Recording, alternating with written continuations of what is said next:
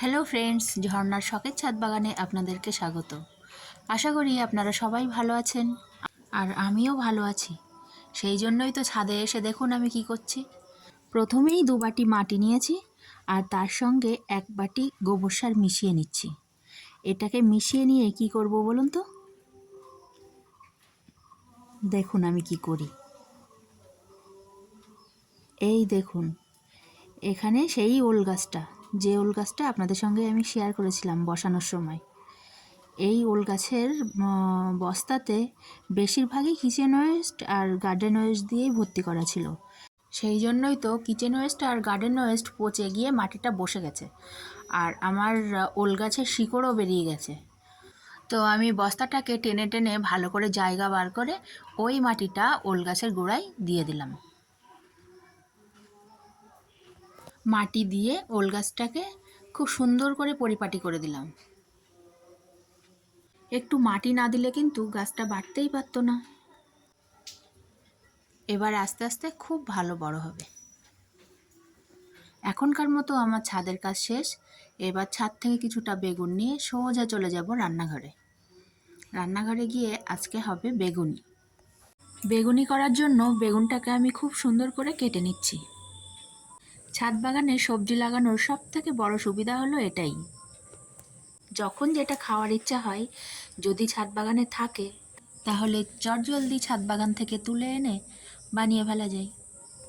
দেখুন বেগুন কেটে ফেলেছি। এবার আমি বেগুনটাকে খুব ভালো করে ধুয়ে নেব। তারপরে একটা বড় বাটি নিয়ে নিলাম। বাটিতে একটু বেসন ঢেলে দিলাম, আর বেসনের সঙ্গে দেব একটু কালো জিরে আর পরিমাণ মতো নুন।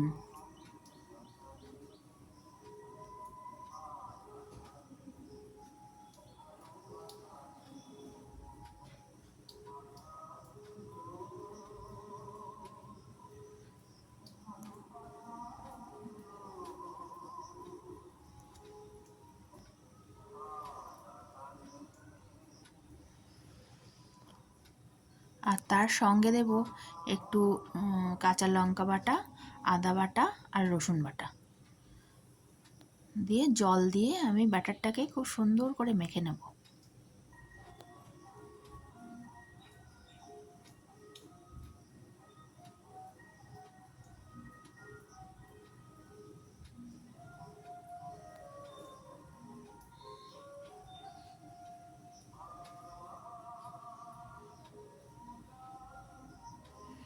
এবার আমি চলে এসেছি বেগুনি ভাজতে।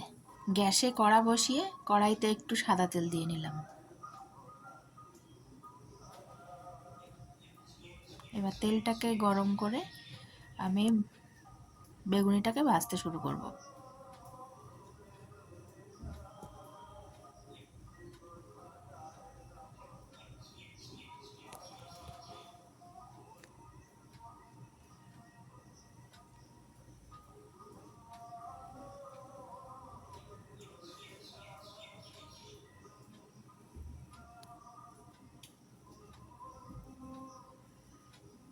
এক পাশ লাল লাল হয়ে গেলে বেগুনিগুলোকে আমি আবার উল্টে দিলাম। এই দেখুন গরম গরম বেগুনি রেডি।